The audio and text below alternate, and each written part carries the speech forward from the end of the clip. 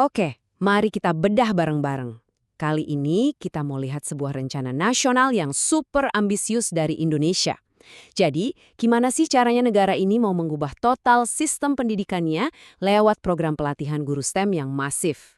Yep, semua rencana besar itu kan pasti dimulai dari sebuah visi ya kan?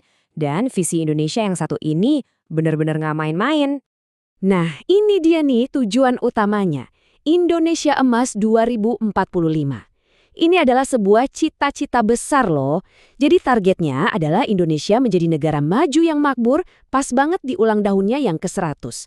Ini bukan cuma slogan, tapi beneran jadi target pembangunan jangka panjang. Tapi tunggu dulu, ada satu pertanyaan yang krusial banget. Punya visi hebat kan berarti harus punya orang-orang yang hebat juga untuk mencapainya.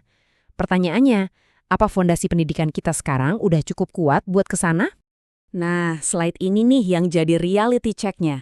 Kita lihat data skor PISA 2022.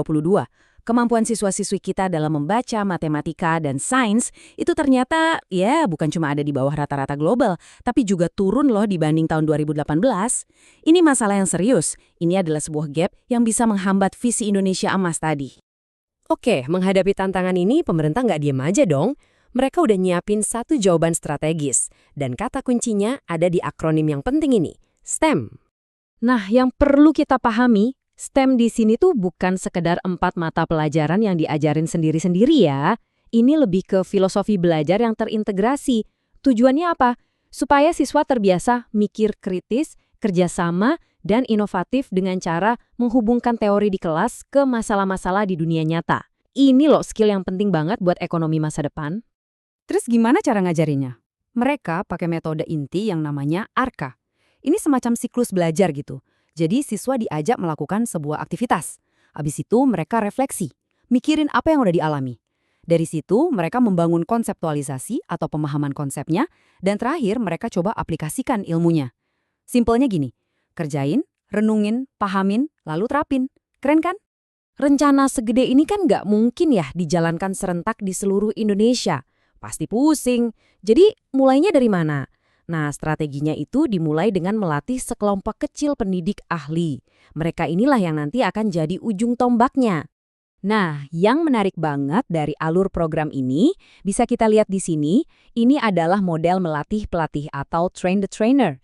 Jadi idenya itu sangat strategis, dirancang supaya bisa meluas skalanya dari pusat sampai ke seluruh pelosok negeri. Wah, ternyata buat jadi fasilitator nasional ini prosesnya ketat banget loh. Dimulai dari seleksi guru-guru terbaik, terus mereka ikut pelatihan intensif, online dan tatap muka. Setelah itu, mereka harus langsung praktek di kelasnya sendiri lewat program yang namanya OJL atau On the Job Learning. Baru deh kalau sudah lulus semua, mereka dapat sertifikasi. Oke, katakanlah angkatan pertama fasilitator nasional ini sudah siap. Terus, gimana caranya ilmu dan keahlian mereka ini bisa nular dan sampai ke ruang-ruang kelas di berbagai daerah? Nah, di sini nih ada satu perbedaan yang cerdas banget dalam metode pelatihannya. Kalau fasilitator nasional kan langsung praktek di kelasnya sendiri.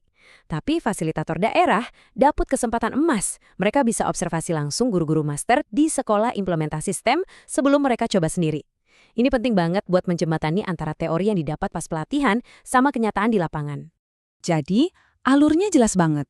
Guru-guru di daerah dilatih sama fasilitator nasional.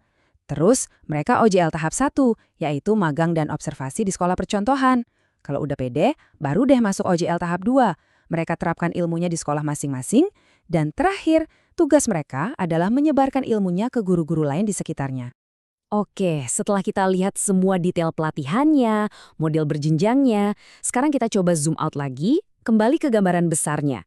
Semua ini ujung-ujungnya untuk apa sih? Kutipan dari buku panduannya ini kayaknya merangkum semuanya dengan sempurna. Ini bukan cuma soal ngajarin sains atau matematika. Ini tentang berkontribusi pada lahirnya generasi unggul yang siap mewujudkan visi Indonesia Emas 2045. Jadi, tujuannya itu mulia banget, membangun generasi penerus bangsa. Adanya logo kementerian di sini juga bukan sekedar hiasan. Ini penegasan bahwa program ini tuh serius, sebuah inisiatif nasional dari level paling atas yang dapat dukungan penuh dari pemerintah. Jadi pada akhirnya kita sampai di satu pertanyaan buat direnungkan. Rencananya udah ada, detail banget dan komprehensif. Pertanyaannya sekarang, apakah para guru kita yang jadi garda terdepan siap untuk memimpin perubahan besar ini? Siapkah mereka jadi motor penggeraknya? Cuma waktu yang bisa menjawabnya.